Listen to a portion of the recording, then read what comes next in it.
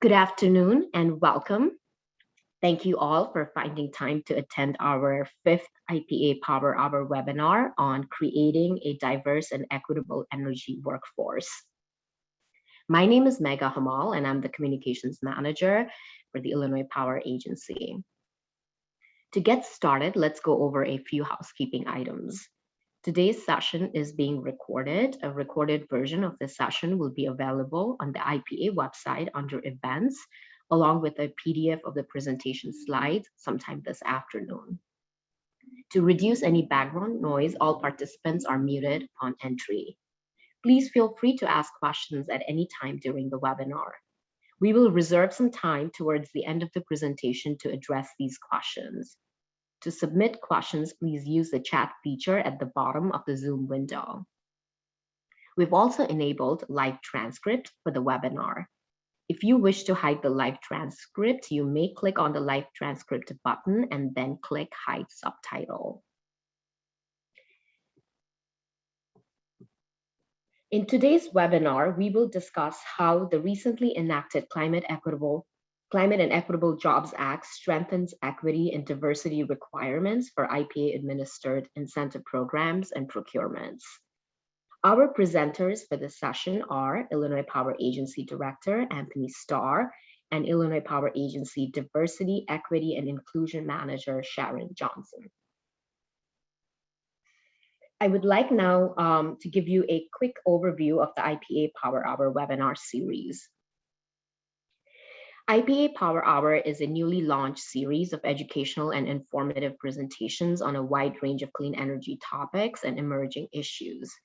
Today's Power Hour, as I mentioned, will be discussing how Climate Equitable Jobs Act strengthens equity and diversity requirements for IPA programs and procurements. Past and future IPA Power Hour webinars will cover other topical areas impacted by CEJA.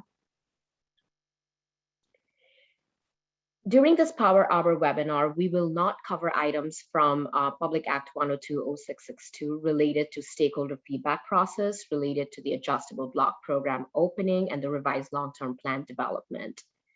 We will also not cover specific program or procurement requirements, issues outside the purview of the IPA, such as changes to rate making, electric vehicle, and transportation incentives. We'll only briefly discuss programs administered by the Department of Commerce and Economic Opportunities.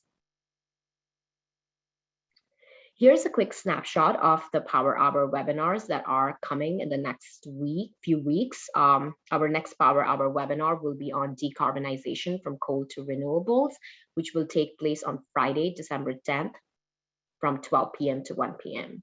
The recordings of Power Hour and registration links are also available on the URL below. Just a quick overview on the Illinois Power Agency. Illinois Power Agency is an independent state agency created in 2007.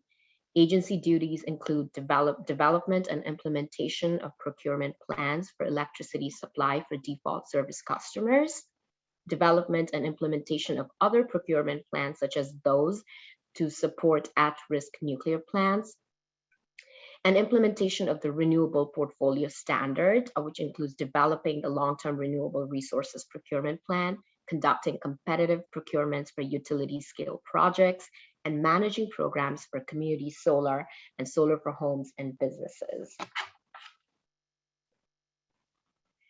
That concludes my portion of the presentation. Now I would like to give the floor to our director, Anthony Starr.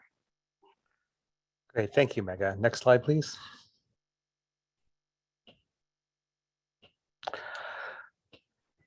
So Megha provided a quick overview of the Power Hours we're doing and how we're talking about all the changes that are coming from the Clean and Equitable Job Society, from CEJA.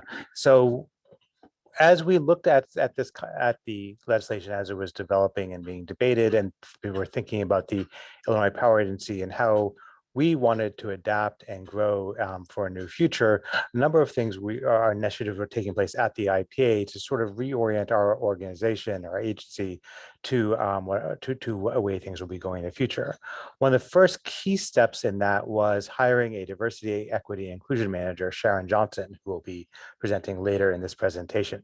Sharon started just about a month ago and is very rapidly getting up to speed on the wide range of things that the IPA does, as well as the new initiatives and things that we will be doing going forward. She brings to the agency a wealth of experience around diversity compliance programs that complement the existing resources the agency have in a very nice way, but again, will be part of a new focus with the agency. We also, as part of this, updated our mission statement to make sure that it included the concept of equity in it. Again, mission statements are a very high level aspect of an organization, but I think it was important to us when CEJA passed to sort of say, we need to make sure that we have that embedded right up the very top of our organization and our mission statement. That is something that we're keeping in mind and thinking about as we consider how we develop and grow both the agency and the activities that we undertake. Internally within the IPA, part of the work that Sharon will be doing is really looking at how we as an organization work and developing and adopting various diversity, equity, inclusion statements and policies so that the work the agency does and how we do it is consistent with the goals of CEJA and what we're doing through our programs and procurements.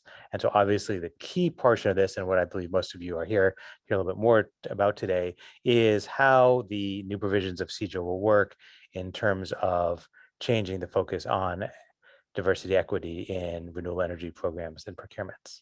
Next slide, please. So I think as a starting point, it makes sense to sort of take a step back and think about what things look like before CEJA.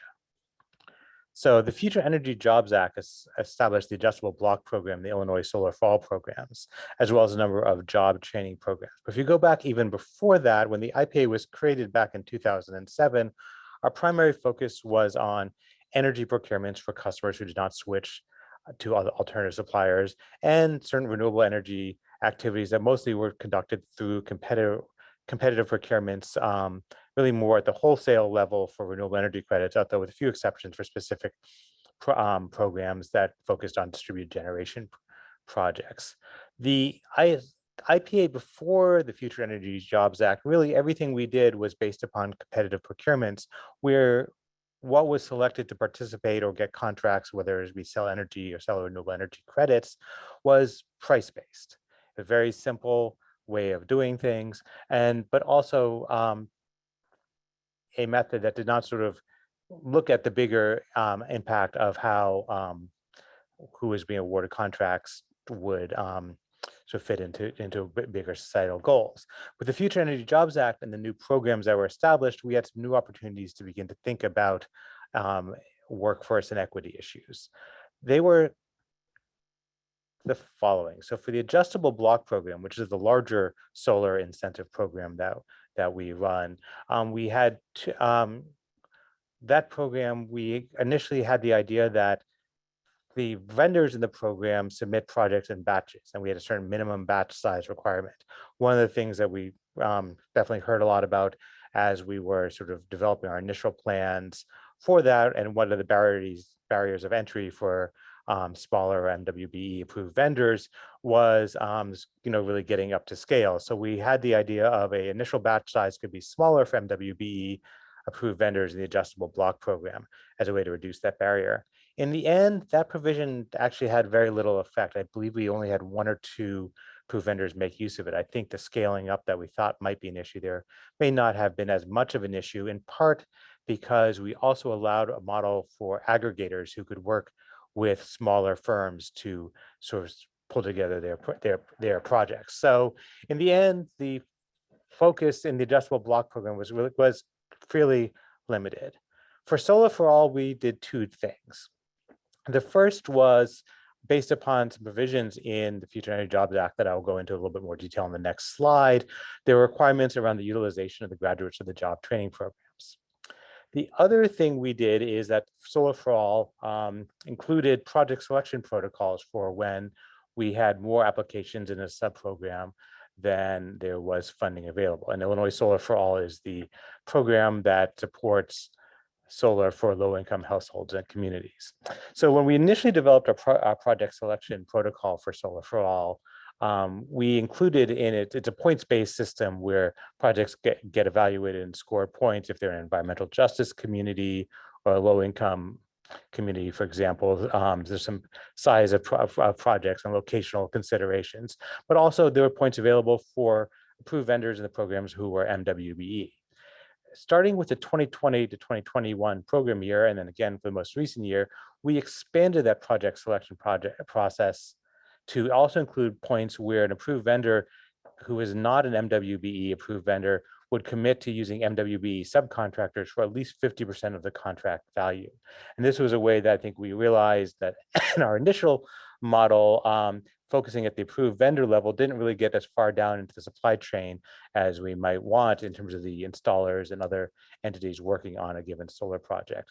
So this expansion to allow for subcontracting commitments with contractual penalties was something we implemented, and I think was effective in getting quite a few projects to make those commitments, and therefore allow greater participation in solar for all. One thing to note there is that the project selection protocol was only used to select low-income community solar projects and projects for nonprofit and public facilities. The part of Solar for All that focuses on residential projects has been slower to develop, as has been talked about in other power hours and workshops that the IPA has conducted. And so this point system there, again, works well in a system where you have more applications and funding. It's not a mechanism that works at a point where you have open enrollments because there's sufficient more funding available than projects that have applied. Next slide, please. So a little bit more on the Solar for All job training requirements that, and again, we're still talking about things in the context of what existed prior to CEJA based upon the previous legislation. So approved vendors in the program were required to hire job trainees from eligible job training programs. These included a set of programs that were created by FEJA, as well as an opportunity for other programs could apply and be considered what is known as other qualifying programs. Part of this was to recognize that there wasn't always the geographic availability of trainees throughout the state. The Solar for All job training provisions had two sides to it. First, we had a portfolio level requirement that an approved vendor had to have over their portfolio of projects, a requirement of what portion of the hours worked on those projects were done by eligible trainees. And it was an amount that starts at a certain commitment of 10% in year one, ramping up to 20% year two, and then 33% after that. So again, increasing, giving people the opportunity to ramp up their use of trainees. We also had, for the low-income distributed generation subprogram of Solar for All, this is the program, again, for residential projects. There, the legislation specified that a portion of the projects also had to use trainees. And so there, rather than having a sort of portfolio level, we created standards that included that 30% of installations had to include at least one eligible trainee. There weren't minimum hours there. It was really about making sure that trainees were spread out across projects, and that this existed in sync with the portfolio level requirements.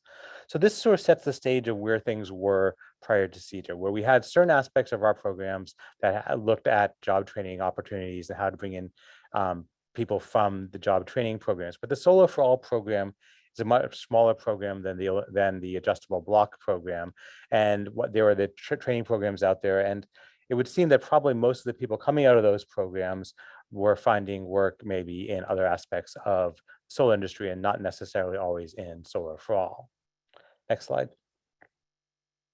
So how do things shift? Next slide, please. I sort of view this that there's multiple layers of opportunities and requirements. And we're not going to get into obviously every single piece of CEJA that connects to workforce development and equity and diversity issues, but I want to sort of highlight some of the key ones and how they interact. First, there are the programs that are administered by the Department of Commerce and Economic Opportunity, and on the next slide, I'll go through a quick summary of them. These are additional training, educational type of programs, and they supplement the job training programs that were established by FEJA, and DCO also will be taking on the administration of those programs over time. So these create a wide range of opportunities. Individuals, companies, communities can take part in these programs in various different ways. So, but training and education efforts only bring you so far. You then need to have somewhere to go, somewhere to take those opportunities, and make sure you have an opportunity to take part in the growing clean energy economy. And that's where the programs and procurements of the IPA come into play. So through CEJA, we have both new requirements, in some cases increased requirements related to the utilization of what are known as equity eligible contractors, as well as individuals. So specific ways in which entities that have been traditionally underserved in the clean energy economy now will be able to participate in, and that entities taking part in the incentive programs run by the IPA will need to make sure that they properly utilize those contractors and individuals. A lot of the details of how this will work will be fleshed out in what's known as our long-term renewable resources procurement plan. And that plan we'll be releasing a draft of it in January of 2022, and it goes through a stakeholder feedback process as well as a regulated docket in front of the Illinois Commerce Commission. We expect that plan to be approved in July of next year. So a lot of the things we're talking about right today are really just sort of setting the stage for what's coming next. There are a lot of details that to be filled out, and that there's a lot of things that will happen even once that plan is approved, to sort of take those ideas and operationalize them. Next slide, please. So very quick summary of DCO's program as a separate state agency. I don't want to speak for them, but I want to sort of give a sort of overview of the things they're doing. So as you can see, there's a laundry list of new programs that they will be developing and implementing that create opportunities for around workforce development. They'll be creating 13 clean job hub sites around the state to offer training. They'll have the Energy Transitions Barrier Reduction Program, which is going to provide support and financial assistance for people participating in the workforce and apprenticeship programs. The Energy Transition Navigators is an outreach and recruitment program that we're running to make sure that not only are they having these programs, but that they're getting the word out about them and helping find ways to connect people. They have a Climate Works pre-apprenticeship program, 3 hubs that will be providing sort of entry into apprenticeship programs. They'll have an incubator program for contractors. The Returning Residents Clean Job Training Program is a transitional program for currently incarcerated individuals to begin to prepare for life after incarceration, and again, provide a bridge for them into jobs in the clean energy economy. They have a mentoring and support program for prime contractors. And then similar to some things we will be talking about a little bit later around the IPA's work, they have an Energy Transition Workforce Commission that will be reviewing their programs and providing recommendations on how they can be changed and improved going forward. And then they also have energy transition community grant programs that are economic development grants for communities where there are power plants or mines that are closing. There's actually other things DCO is doing as part of CEJA's implementation as well, but I thought this was sort of a good high-level overview of the fact that there's a lot of effort and emphasis and funding that will be coming to really train the workers needed for what's coming in terms of the expansion of renewable energy in Illinois. Next slide, please. So then there's the impact on the IPA and our programs and procurements. So at the top of the slide, this is some language from the Act. Again, really, I think to the core about what we should be thinking about, that we're really looking at the workforce and how to think about who can take part in our programs and procurements. We then also have some very specific provisions around for Illinois Solar for All, for the adjustable block program. And then I want to talk a little bit about the coal to solar procurement, which is maybe a piece of CEJA that has not had as much attention paid to it.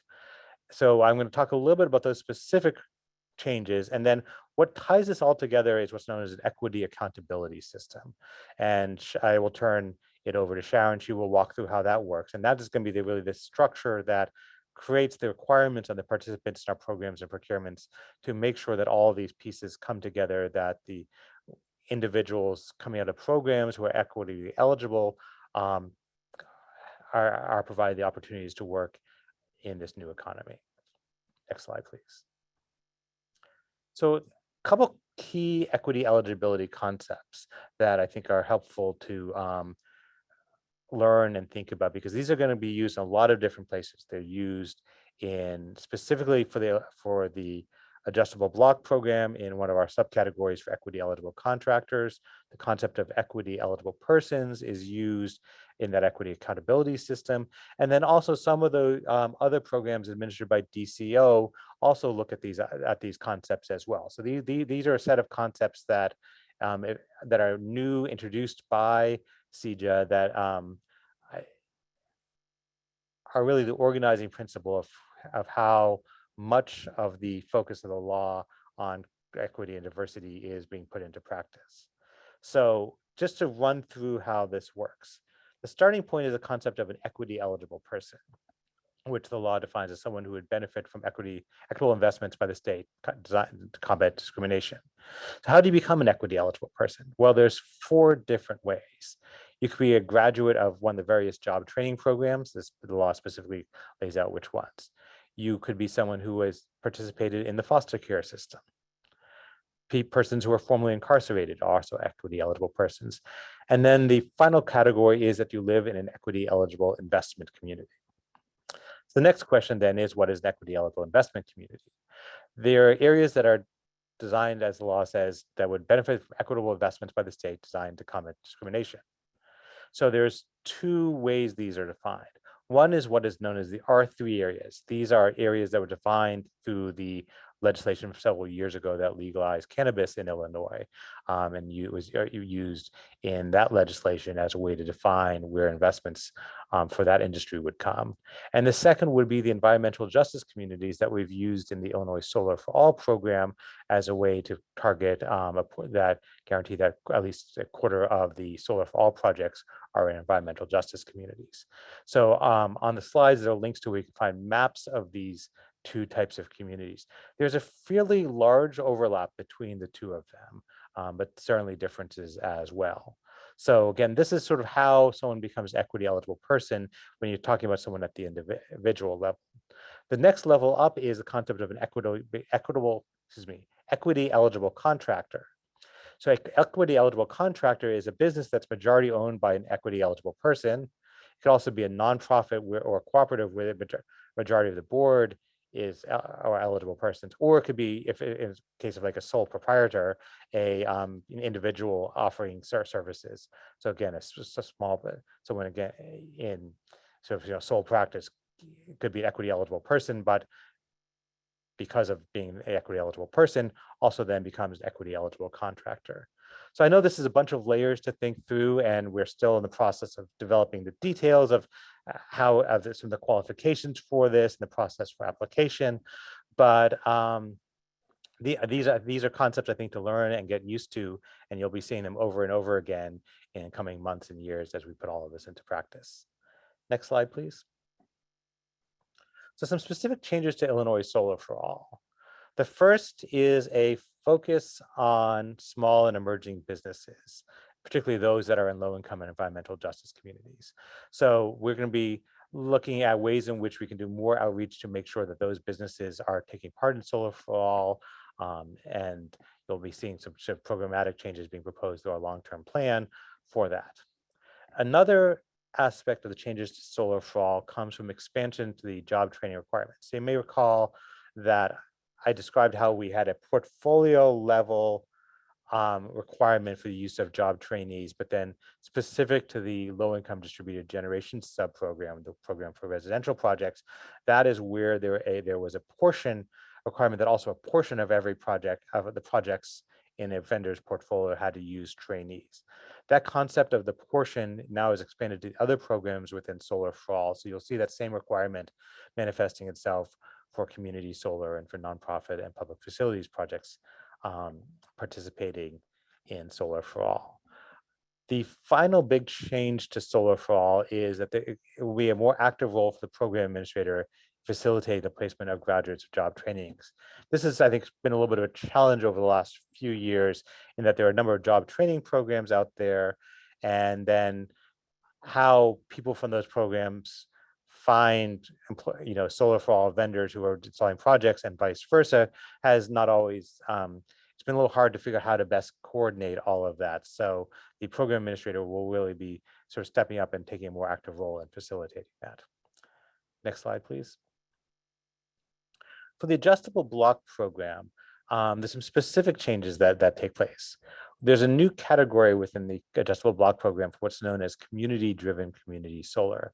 These are projects that are designed to connect more closely to the community rather than what we've seen mostly for community solar in the adjustable block program, where projects are found, located in greenfield sites developed, and then, the developer or their marketing firm, go out and seek out subscribers. So the idea is really just to bring the community back into community solar by focusing on projects that connect to their community.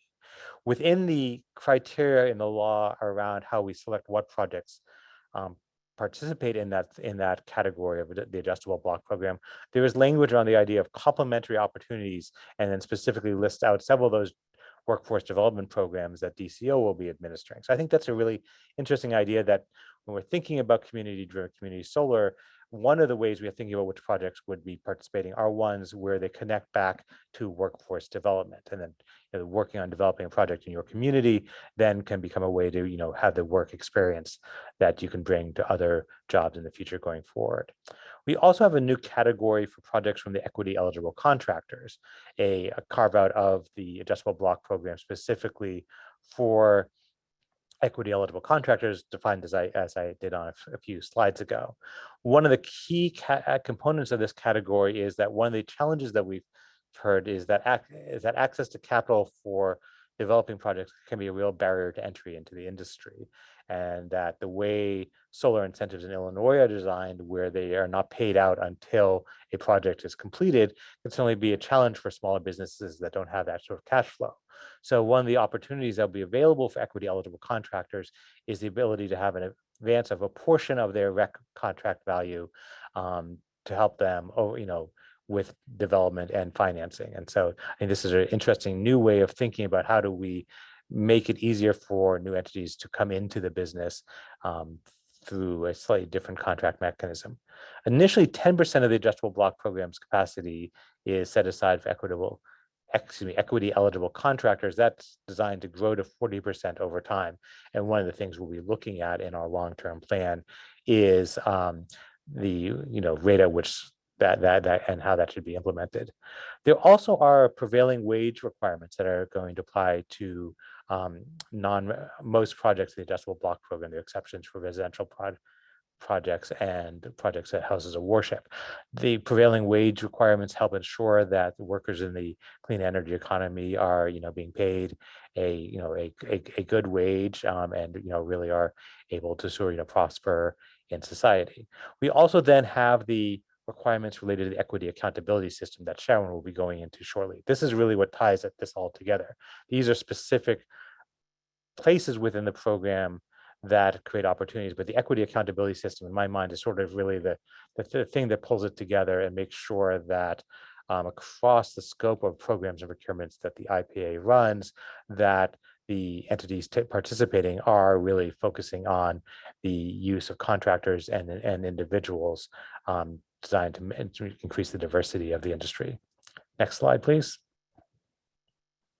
So there is also the coal to solar procurement. This is a specific set of procurement events too that will take place next year for a solar project located at the site of former coal plants. And it's got a specific procurement process set out for it. It also ties to funding, grant funding for large-scale energy storage systems as part of those new large solar projects. But an interesting component within the coal to solar procurement is a requirement that the entities that are participating in this have diversity threshold requirements and diversity targets specific in it. So they're going to be giving substantial funding to develop these new solar and storage systems, but that tied to that is some strong diversity requirements and opportunities for transitions for the former workers at the coal plants. Next slide, please. So just a little more on the coal to solar procurement. There's a requirement within that that the applicants file a diversity, equity, inclusion plan with the Commerce Commission that includes their specific goals for how they'll comply with these requirements, and that it fits into a requirement that 25% of eligible expenditures will be as the goal for that plan. So I think that's an interesting place where there's another very specific requirement for a very specific procurement to ensure that those projects are developed using a diverse workforce. Next slide, please. With that, I will turn it over to Sharon Johnson. Thank you very much, Anthony. As Anthony mentioned, my name is Sharon Johnson. I'm the newly appointed DEI manager for Illinois Power Agency. And today, I want to cover just three main topics of importance for diversity, equity, and inclusion as it relates to CEJA, the Climate and Equitable Jobs Act. Next slide. So here we have the purpose. What's the purpose? And the first topic of interest that will be what the law calls the equity accountability system. And as we think about an accountability system, it's simply put a set of policies and procedures to maintain and have metrics to encourage accountability for performance. And here we have a summary of what CEJA intends to accomplish for the system. And first is the minimum equity standards for all renewable energy procurements. We also have the equity category for adjustable block program. And lastly, the equity prioritization for non-competitive procurements.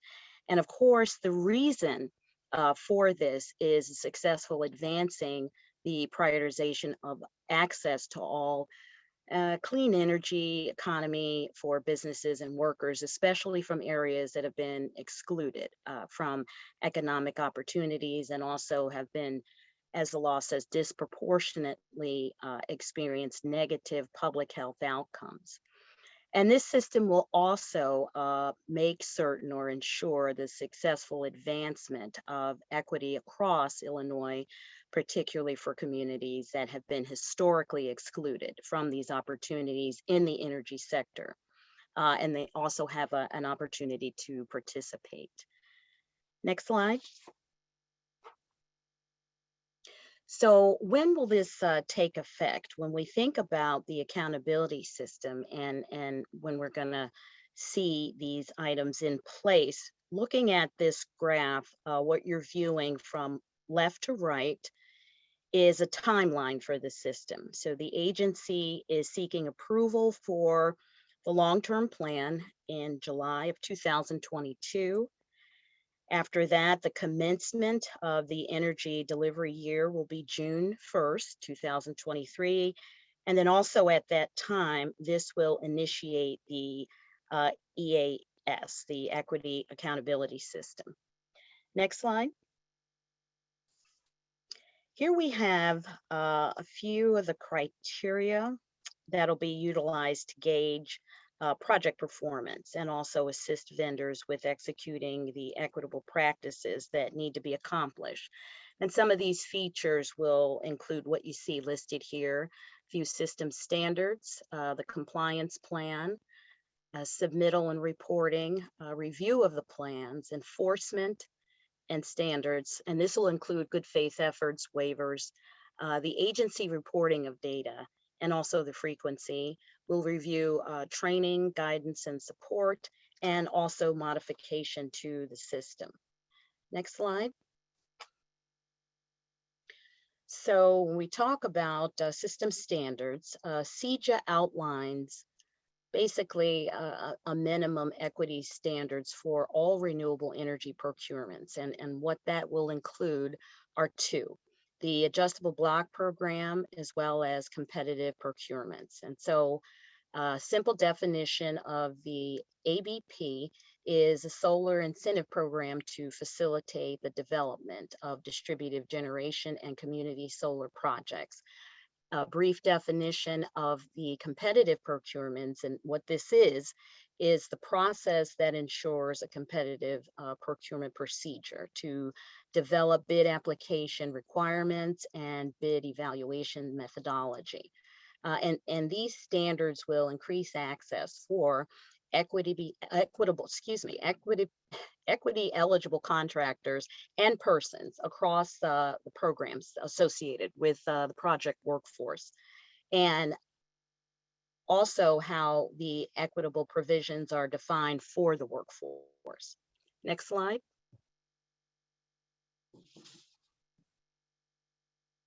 So the entity compliance plans, a few of the key indicators for implementation are the requirements that are needed, the submittal and reporting process, waivers. We'll talk about that a little later, review of plans, as well as the enforcement. So when the delivery year begins, a compliance plan will be required from participating approved vendors, and they'll need to demonstrate how they will accomplish compliance with the minimum equity standard percentage for work completed for that particular year. And we need for businesses to confirm basically that they will achieve this compliance when it's applicable. The agency may also offer a corrective action plan for each entity if we need to. That's for anyone who's not on target, basically. Other potential enforcement will include things like the agency prohibiting participation in procurement plans by an approved vendor if they neglect to meet these minimum standards prior delivery year. So that's another option to consider. And then also finally, regarding waivers approved for lack of the equity eligible persons or the contractors in a geographic area, that won't count against the approved vendor. So that will not be taken into account. Next slide. So sufficiency, and here I'm going to talk a little bit about data reporting. For data reporting will require at least 10% of the project workforce for each entity. It must be completed by eligible persons and eligible contractors. And so the agency will incrementally increase the minimum percentage each year cycle to ensure that we have a statewide average of 30% of the workforce participating, and this should be done by 2030. And the agency will also have the discretion to establish various standards for different types of procurement, also in different regions of the state, if we learn that the findings reflect that in doing so, it will advance the accountability system. So a scheduling of some of these annual increases can also be examined by us and updated yearly. Next slide. Here I'd like to review some of the training, guidance, and support. IPA would like to basically motivate the participating projects to utilize diverse workforce as well as diverse contractors. And so Anthony mentioned this earlier, outreach to these businesses will be crucial to promote IPA programs and procurements. So while working with minority-centered business groups, diverse workforces, we want to take time to identify strong opportunities for local outreach. And here's a list in the second paragraph here of eligible participants. As we mentioned, these are people who have graduated from or are currently participants in the Clean Jobs Workforce Network Program, Clean Energy Contractor Incubator Program, the Illinois Climate Works Pre-Apprentice Program, Returning Residents Clean Jobs Training Program, or the Clean Energy Prime Contractor Accelerator Program. And these are just a few that we'd like to consider, as well as persons graduating or currently enrolled in the foster care system. So also persons who are formerly incarcerated and a resident in an equity area. Next slide. Here, I'd like to talk a little bit about modifications to the system, the ESA system. So the agency will determine the extent to which the system has advanced the goals, and this will be important for monitoring. This will incorporate the inclusion of eligible persons as well as eligible contractors in renewable energy credit projects.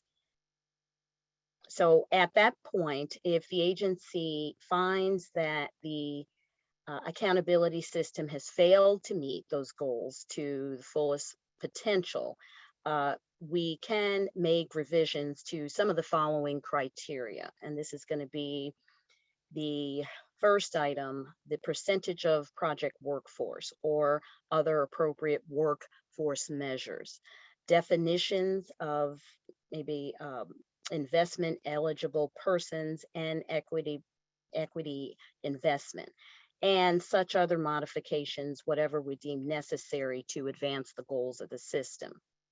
So any revised criteria may also establish distinct accountability systems for procurements and other regions of the state, if we find that's going to be beneficial. Next slide. Here, I'd like to talk a little bit about data collection, which is going to be another criteria for the system. So the collection of key elements to measure inclusion and the success are crucial to ensure that the benefits of the program that we administer are distributed correctly across the state. So IPA will collect data from program applicants in order to track and improve the distribution and the benefits for Illinois communities for all procurements. And there'll be an opportunity to analyze areas of potential improvements, evaluate trends in a particular category, and maintain data integrity for future use. So the agency will also use this data to measure any impact of racial discrimination and provide information necessary to correct discrimination through the methods consistent with state and federal law. And that is very, very important. It's important because the benefits of metric integrity will integrate with tracking quality issues related to the implementation of the system. Next slide. So continuing with data collection, this will consist of things like demographic and geographic data. Some of the data to be collected will be based upon the lines of racial and ethnicity identity for people who are employed, contracted, or even subcontracted through the program, and also owners of businesses that apply to receive renewable energy credits. And for data publication and frequency, the agency plans to publish at least annually the information on the demographics of the program on an aggregate basis. And this will also provide transparency for entities monitoring these items. Next slide. So here I'd like to speak a little bit about the racial disparity study, which is also a requirement by CEJA and a very important one. The agency is empowered to remedy racial discrimination in Illinois, as we know, through a racial equity or disparity study. And so what this is going to involve is a review process, timing and scope, results, and remediation for any accountability actions for accountability. So within a year of awarding contracts utilizing the practices outlined, there'll be a report that's issued that will disaggregate participating workers and contractors by race and ethnicity, and will be forwarded to interested parties and also made available to the public. And lastly, for results and the remedial actions for the accountability, this will encourage and examine advantageous treatment for groups who have been historically discriminated against, and also provide an opportunity to create opportunities for qualified groups. So the Illinois Power Agency is proud to take the unprecedented step towards improving utilization of historically underrepresented areas and underutilized businesses to make certain each participating firm meets fair and equitable standards under the law. Next slide. And here I'm going to pause to let Anthony review some of the upcoming stakeholder events, and I'll turn it back over to Anthony. Great, thank you, Sharon. I think one thing to me that just a quick thought on the study that Sharon was describing is that one thing I think is a great opportunity that it creates is the ability for us to adapt and change how we approach these issues through doing that study, and it gives us the tools to adapt our programs going forward after that. I think that's something that we haven't always had in the past, is as quite as much ability to make adjustments without legislative changes. So I'm hopeful that we as we learn and develop things here, that our ability to make adjustments to make sure that we are consistent with the goals of the act, that is maintained. So I just wanted to mention a couple upcoming events, and then we will open up the floor for questions that have been received and any additional questions people might have. So first of all, to circle back to what Mega was discussing at the beginning of the hour, we have 2 more power hours coming up, one next week on decarbonization from coal to renewables, and one, I believe, is the following week on carbon mitigation credits and our CJ support for at-risk nuclear plants. So we have 2 more scheduled power hours. We will then be sort of thinking next about additional power hours coming up next year on relevant topics to the work the IPA is doing. So we'll be announcing more power hours as we get those scheduled. Again, a reminder that the recordings of the power hours, as well as the ability to register for upcoming ones, is available on the IPA's website under, if you go to the events tab, and which is under About Us. And then just a quick reminder on a few other things that are going on at the IPA as well. We had issued some requests for stakeholder feedback to help us develop our long-term renewable resources plan. Those comments are due today. So if you are drafting those, just a friendly reminder to please submit them today so that we can start reviewing them and developing the plan that will be released in January. Those you can find on, if you go to the Illinois Power Agency's homepage under this CJ implementation page, we have a link to, I believe it's 8 different requests for stakeholder feedback, including some directly related to the topics being discussed today. For those of you who are vendors or designees participating in the Adjustable Block Program, a reminder that on December 13th, there will be a webinar for vendors on the changes as that program opens up on December 14th, and the guidebook we expect will be published by next Friday with updates on all the programmatic changes for the initial reopening of the Adjustable Block Program. I think that is all of my announcements and housekeeping I wanted to make. So at this point, I believe we have a number of questions that have come in the chat. If you have additional questions, please enter them now. We have about 10 minutes or so left, so we can take some questions now.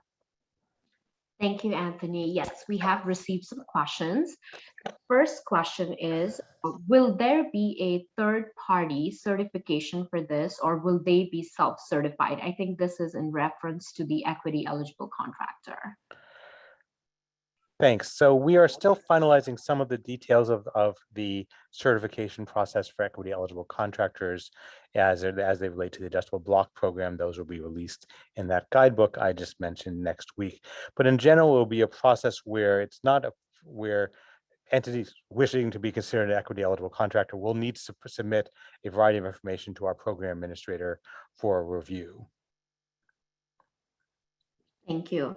The second question is, it is my understanding that the second round of VJA funding for Illinois Solar for All job training was supposed to be announced in June, but has still not yet been announced. When do you expect to have funding in place to begin training for the Illinois Solar for All job pipeline? Sure. So the Illinois Power Agency does not administer the job training part of Solar for All. So what I know on this topic is third hand. My understanding is that one of the things that happened in CJA now is also that the administration of that funding has shifted from ComEd to DCEO, and they're working through the details of how that will work. My understanding is that they're really busy working through those details and hope to be able to announce something soon, but I do not have a date that I'm aware of. Thank you. The third question kind of falls outside the scope of what the IPA does, but maybe we can point the individual to the right direction. The question is, when do you expect DCEO to begin working on the programs that were outlined in your earlier slide? I don't have a timeline for their specific programs and when they're launching. As you could see from that slide, they have a long list of new programs that they need to develop and get up and running.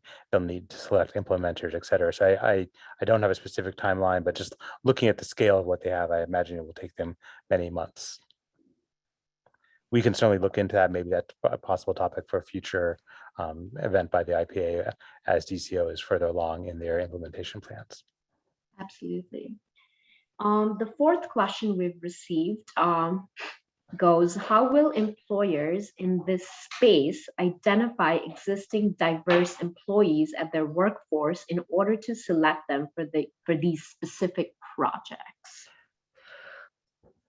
I think we actually, that was something we sort of, as oversight on our part, forgot to mention that one of the things that CJA specifies for the IPA to develop and implement, and in part in conjunction with DCO, will be a publicly accessible database of around employment opportunities. So that's something that's going to need to be developed. Again, the equity accountability system, as Sharon described, the requirements of it don't take effect until June 1, 2023. So we have a little while to develop that and work through all the complex issues around something like that. So we will be involved in the implementation of something to facilitate that identification. Thanks. The fifth question we've received is along the line of employee outreach. How do we talk with these employees to let them know we will be listing them as proof for us hitting these requirements for a project? Any thoughts on disclosing this to the diverse employees or future hires? That's a very interesting question. The scope of today's Power Hour really is to sort of talk about the law and its opportunities. That is something that, if I know we mentioned the deadline for our comments, stakeholder feedback is today, but if there are issues or concerns you might have related to employees and their being listed as qualifying for a program, that's something we really would appreciate feedback on. Now, we have multiple feedback opportunities. There is a deadline today. This is sort of in our pre-development stage of our long-term plan. Once we release that plan in January, there's a 45-day comment period. So that would be another period of time that if you had thoughts or ideas or concerns about this issue, you could also bring back stakeholder feedback to us at that time through that process. And our last question is, will the requirements apply to subcontractors or only the direct developer? I'm assuming April is talking about the reporting requirements. The equity accountability system, my understanding is that it applies to the entities directly participating in the program. In other words, those that would have record delivery contracts. That would really be, and that's not necessarily the direct developer, because you may have a situation where you have an aggregator working with many developers.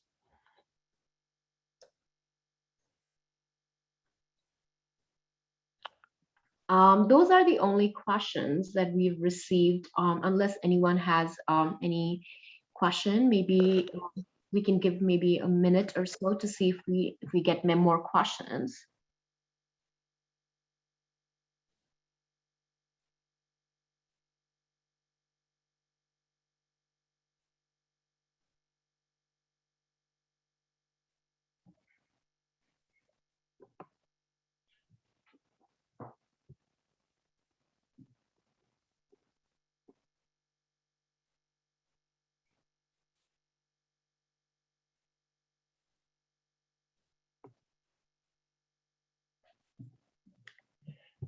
Looks like we are not seeing any new questions come in the chat window. Great. Well, thank you. I'd like to thank everybody who participated today. I hope you found today's event educational and informative, and we look forward to your participation in future Power Hours and other IPA events, as well as your participating in our programs to help build the clean energy economy of Illinois. Thank you and have a great day.